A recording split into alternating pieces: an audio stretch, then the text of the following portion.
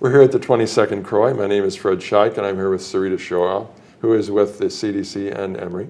And we appreciate you taking the time away from the busy conference to do a little bit of a talk following the press conference you just gave about your research, and if you would. Thank you. Thank you for this opportunity. As you know, drug-resistant TB is an important global public health issue, and extensively drug-resistant TB is among the most resistant forms of TB. It involves resistance to 4 of the most potent first and second line drugs we use to treat TB. And so what clinicians are left with is the leftover drugs to treat XDR-TB, and those regimens are not as good as the other ones we have for treating drug-susceptible or MDR-TB. As a result, the treatment outcomes for patients with XDR-TB are dismal, and death rates are high. South Africa, in particular, has among the largest burden of XDR-TB in the world, and compounding this is the concurrent HIV epidemic in that country. And so over 70% of TB patients have HIV co-infection. And so prevention of XDR-TB is really critical to reduce morbidity and mortality from this disease. And so what we did in our study is we set out to improve our understanding of the factors that are driving this epidemic in South Africa. And particularly what we were interested in looking at is whether XDR-TB is being caused by poor treatment of MDR-TB and amplification of drug resistance from inadequate regimens or non-adherence to treatment, versus whether XDR is being caused by direct transmission of XDR strains. And so what we did is we enrolled 404 participants from KwaZulu-Natal province in South Africa, and this province has over half of the burden of XDR-TB in South Africa, and also among the highest rates of HIV. There's over 1.6 million people living with HIV in this province. And so the two diseases are closely linked. We interviewed patients and their family members. We reviewed medical charts. We worked closely with the laboratory to conduct very sensitive and sophisticated molecular fingerprinting methods to understand transmission.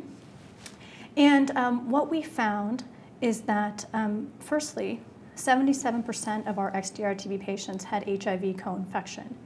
The good news is that the majority, over 90%, were taking antiretroviral therapy at the time of enrollment in our study and had CD4 counts of a median of 283 and good virologic suppression.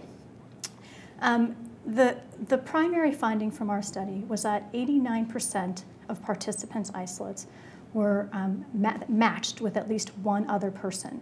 And so what this indicates is evidence of transmission. Transmission of the XDR-TB. That's right. That's right. And we used the sensitive genotyping fingerprinting methods and were able to find matching isolates, which we then broke down into sort of clusters based on what fingerprint each strain had.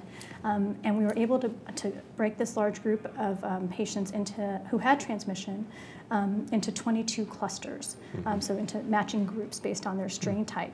And the largest cluster we had actually involved 198 study participants in one large cluster. And so even using some of the most sophisticated genotyping methods that we have, even whole genome sequencing, the majority of the patients remained as part of a very large cluster. And so some of the take-home messages from our study is that, firstly, XDR-TB is still prevalent and widespread in KwaZulu-Natal, South Africa. Another important finding is that in this high HIV prevalence setting, the majority of XDR-TB is being caused by direct transmission of XDR-TB strains, that very few cases are actually being caused by poor treatment of MDR-TB, poor treatment of MDR-TB.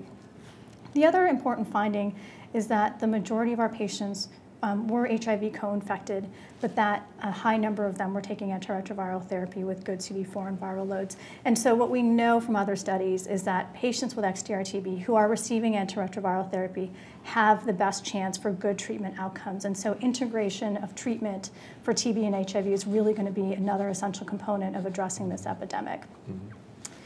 A major Another message or action item from our study is that because transmission is very clearly driving this epidemic, with over 80% of our cases being caused by transmission, it's really clear that we need to prioritize, we need to focus our attention on TB infection control to prevent further spread of these strains in South Africa in particular. And how would you do that?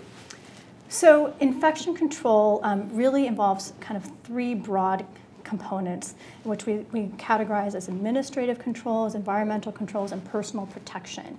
And we need to do all of those things. This is actually what we did in the US to control TB in the 80s and 90s when rates were increasing here. And this sort of combination package of infection control measures was shown to be effective in driving down the epidemic. What does that mean very specifically? It means that we need to screen patients who we suspect to have TB and separate them from patients in waiting areas or wards to prevent transmission to other people who might be vulnerable to becoming infected.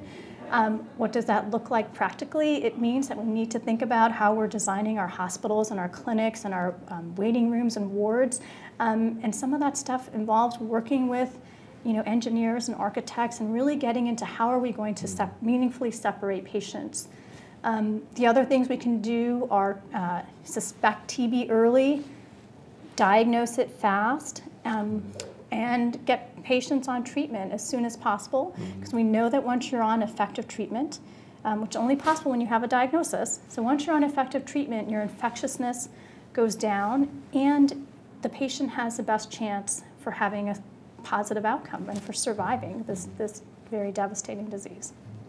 What kind of other work are you going to have to do to further this research?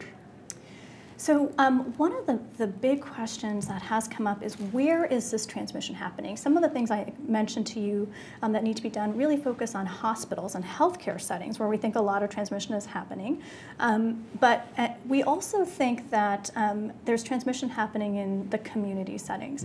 And what we need to do in our study is really look at this more carefully. And we have collected a lot of information on our study participants and are planning to look at that. And I think that will help guide some of the prevention measures that need to be undertaken at the community level. But I think some of the prevention, the infection control measures that are needed, like early diagnosis and early treatment, will help not just in hospital settings, but it will help in community settings as well. So is this research that you're providing, is this translatable to any other areas, or is it tied into the KwaZulu-Natal area? That's a great question. So our findings were based in South Africa, but there are studies from a number of countries around the world, including the US. When we had a TB epidemic here, drug-resistant TB sort of outbreaks in the early, in the 80s and early 90s, that transmission drives epidemics. And we've seen it in high HIV prevalence settings. We see it in settings that have drug-susceptible TB as well. In the US, we see it, we've been seeing outbreaks in homeless shelters and things of that sort. So transmission is an issue everywhere. So there is XDR-TB in the United States? We do. We have very low numbers of cases in the US. Not, maybe one or less a year. But they're mostly in the when you say cases, like this is incidence or is this prevalence? These are new cases that are diagnosed, okay. Yeah. So this would be in major cities and in the homeless population mostly, or? No, not necessarily. The XDR cases, just like TB burden in the U.S., it's sort of concentrated in 5 states in general, and so you're more likely to see an XDR case in those states as well, but it's very low in the U.S. We have around 100 cases of multi-drug resistant TB each year and even less of XDR, although it is a real issue. Okay. Is there anything else you want to impart to us and to the audience about this research that you've done? Thanks. I think the most important thing is that we can do things to prevent XDR-TB from spreading. And some of the things that I described to you, like infection control measures, some are more complicated. We talked about redesigning hospitals, but some of them are not really that complicated or not even that expensive. And things like making sure windows are open or doors are open, or trying to have waiting areas be moved to outdoor areas when possible. Those are low cost, they're simple, they can be implemented today, and they're shown to be effective. And so I think if infection control seems daunting, I think you can at least start on the path with some very easy, low-cost interventions. And the population most at risk is HIV positive because of the immune system being low. And are there any other populations, young people or no, I mean, definitely HIV is the strongest risk factor for progressing from infection to active disease, and so that's the group we're seeing it in the most. But there are a number of other diseases as well, diabetes, for example, that puts you at greater risk for developing active disease if you're infected with TB. Do you have to be a low immune system, a low T-cell number, absolute number to acquire the acute?